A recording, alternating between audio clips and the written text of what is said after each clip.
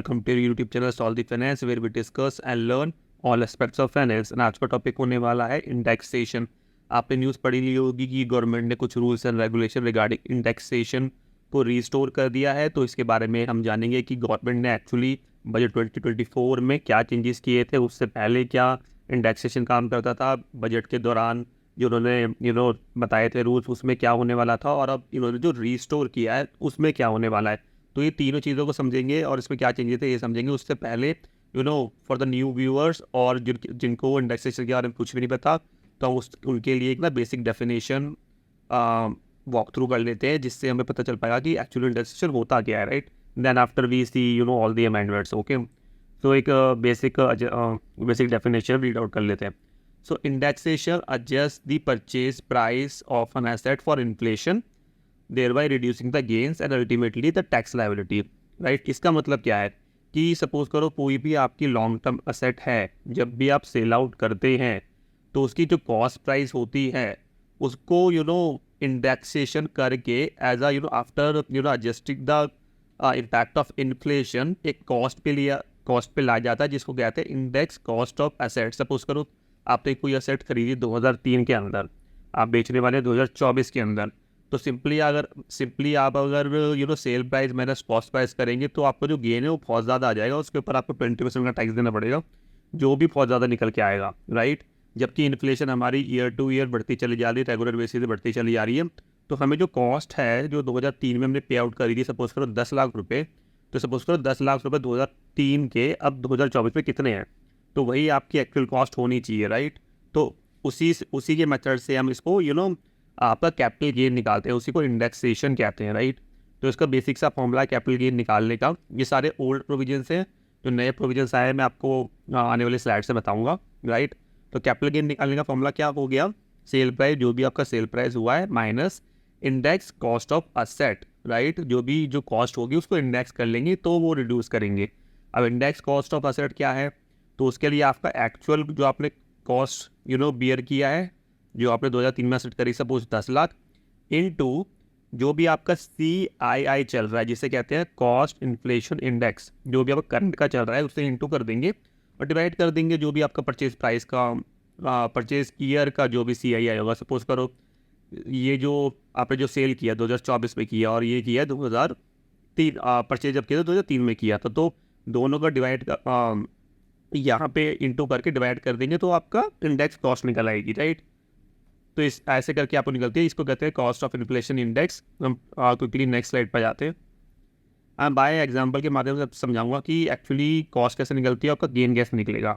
Suppose करो आपने कोई प्रॉपर्टी खरीदी 2005 में 10 लाख की, जो आपने बेची है 2024 में। तो हमारे ये दो इंडेक्स दिए हुए गवर्नमेंट ने, हर साल पब्लिश होते हैं, मैं आपको दिखाऊंगा टेबल ये वाली। तो CII फॉर द फाइनेंशियल 5/6 कितना था, 117, और ये 2023-24 में कितना था, 348। तो हमारी कॉस्ट कितनी हो जाएगी, इंडेक्स कॉस्ट ऑफ एक्विजिशन कितनी होगी बिफोर सेल करने से पहले, राइट। तो इंडेक्स कॉस्ट ऑफ ऐसी हो जाएगी 10 लाख इंटू 348 डिवाइड बाई 117। तो ऐसे करके हम इसको इंडेक्स कॉस्ट निकाल लेंगे, सो हो जाती है 29 लाख, तकरीबन 3 गुना हो जाती है। जैसे आप देख रहे हैं 117 और 348, तकरीबन ये 3 गुना, मतलब 3 टाइम्स हो जाती है कॉस्ट। सपोज करो आपने कोई एसेट बेची नाउ 50 लैक्स इन 23-24, तो आपकी गेन कितनी हो जाएगी, 50 lakhs minus this cost which is approximately 30 lakhs, right. तो 20 लाख का कैपिटल गेन हो जाएगा। 20 लाख पे आपको 20% के हिसाब से कैपिटल गेन टैक्स देना होगा, तो वो आपका टैक्सेशन हो जाएगा। लेकिन सपोज करो आप अगर 50 लाख माइनस 10 लाख करें तो आपका 40 लाख मतलब गेन हो जाता है। तो उसके ऊपर आपको ऑलमोस्ट हम लोग कितना टैक्स बढ़ गया, डबल टैक्स हो गया। तो यही इंडेक्सेशन का रिलैक्सेशन जो गवर्नमेंट ने दिया हुआ है, इसके ऊपर इशू चल रहा था। क्योंकि जो बजट था गाइस, उसमें क्या किया गया था, इंडेक्सेशन हटा दी गई थी और इन्होंने रेट ऑफ टैक्स कम कर दिया था कि 20 से 12.5 कर दिया था टैक्स, लेकिन इंडेक्सेशन हटा दी गई थी। तो इन सम केसेस में क्या हो रहा था कि हम कैलकुलेट करें, बहुत पुरानी प्रॉपर्टीज़ हैं तो हमारे रेट से इतना कोई फ़र्क नहीं पड़ रहा था, लेकिन हाँ इंडेक्स मेथड लगाए तो हमारी टैक्सेशन कम आ रही थी। तो बहुत लोगों ने ये मुद्दा उठाया और एट दी एंड गवर्नमेंट को ये कंसिडर करना पड़ा, सारे एग्जाम्पल लेने पड़े।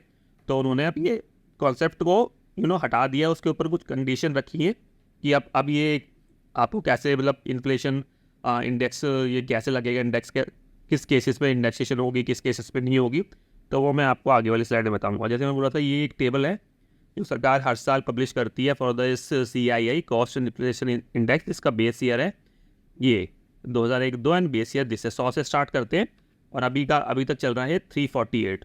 मीन 100 रुपये की चीज़ आपकी होगी 348 की, अगर ये बेस ईयर लेके चलें और अब तक का लेके चलें, राइट। तो ये कॉस्ट इन्फ्लेशन इंडेक्स है जो हर बार आता है। राइट नो हमारे पास 23-24 तक का अवेलेबल है, 24-25 का भी ऑलरेडी आ चुका है, राइट। तो हम नेक्स्ट स्लाइड में आ जाते हैं कि बजट में इन्होंने क्या प्रपोज किया था। बजट में जैसे मैंने आपको बताया इन शॉर्ट में कि इन्होंने लॉन्ग टर्म कैपिटल असेट पे 20 से हटा के 12.5% कर दिया था और इंडेक्सेशन बेनिफिट हटा दिया था, राइट। तो जो भी असेट आप सेल आउट कर रहे हैं आफ्टर 23 जुलाई, तो उसके ऊपर 12.5% का टैक्स लग जाएगा simply without the indexation benefit, right. हालांकि जो भी असेट जैसे बेस प्राइस मैंने बेस दिखाया था आपको 2001-2 का दिखाया था, तो अगर आपकी उससे ही पहले की कोई एसेट है तो आप फेयर मार्केट वैल्यू यूज़ कर सकते हैं for as a cost. Indexation नहीं मिलेगा, लेकिन आप फेयर मार्केट वैल्यू यूज़ कर सकते हैं। लेकिन फिर भी लोग इससे खुश नहीं थे क्योंकि इंडेक्सेशन वैल्यू नहीं मिल रही थी और टैक्स ज़्यादा आ रहा था बहुत सारे केसेस में। तो गवर्नमेंट ने एक नया अमेंडमेंट लेके आए हैं और ये एक फाइनल आउटकम है जो मैं आपके साथ डिस्कस करूँगा कि अब ये क्या वाला है। तो गवर्नमेंट ने क्या कर दिया कि गवर्नमेंट ने 2 चीज़ें कर दी हैं। अगर आपने कोई प्रॉपर्टी पहले से ही ले रखी है, बिफोर 23 जुलाई से पहले ले रखी है आपने कोई प्रॉपर्टी और आप उस प्रॉपर्टी को बेचना चाहते हैं, तो आप उसके ऊपर इंडेक्सेशन लगा के टैक्स कैलकुलेट कर सकते हैं। और अगर आप 12.5% भी लगा के देखते हैं, जो नया अमेंडमेंट है, जो भी आपका लोअर आता है ना, वो आप पे कर सकते हैं। तो ये एक इम्पॉर्टेंट अमेंडमेंट आई है। मीन्स जो भी आपने अगर प्रॉपर्टी 23 जुलाई से पहले खरीदी है, उसके ऊपर आप पुराने प्रोविजंस के हिसाब से टैक्स लगाएं, मीन्स इंडेक्सेशन लगाएं और फिर टैक्स कैलकुलेट करें 20% का, या विदाउट इंडेक्सेशन 12.5% का टैक्स लगाए विदाउट इंडेक्सेशन। तो जो भी आपका कम आएगा वो आपकी टैक्सेबल वैल्यू टैक्स बन जाएगा और वो आपको पे करना पड़ेगा। लेकिन जो भी प्रॉपर्टी आपने 23 जुलाई के बाद खरीदी है, तो उस पर आपको 12.5 का ही टैक्स देना पड़ेगा और इंडेक्सेशन की कोई बेनिफिट नहीं मिलेगी। तो ये एक इम्पॉर्टेंट अमेंडमेंट हुई है। तो आपको बहुत सारे न्यूज़ चैनल्स में चल रहा था, तो आपको समझ नहीं आ रहा होगा इंडेक्सेशन पहले क्या था अब क्या होने वाला। आई थिंक आपको अब समझ में आ गया होगा पूरी चीज़ें, right. If you still have any question regarding this indexation capital gain, तो आप मेरे को कमेंट बॉक्स में मेंशन कर सकते हैं, right. I think you find this video helpful and please share, likes and subscribe so that मेरे को मोटिवेशन मिलता रहे और मैं आपके लिए ऐसे ही इंटरेस्टिंग वीडियो फ्यूचर में लाता रहूँ, right. Okay guys, thank you for now, bye, logging of.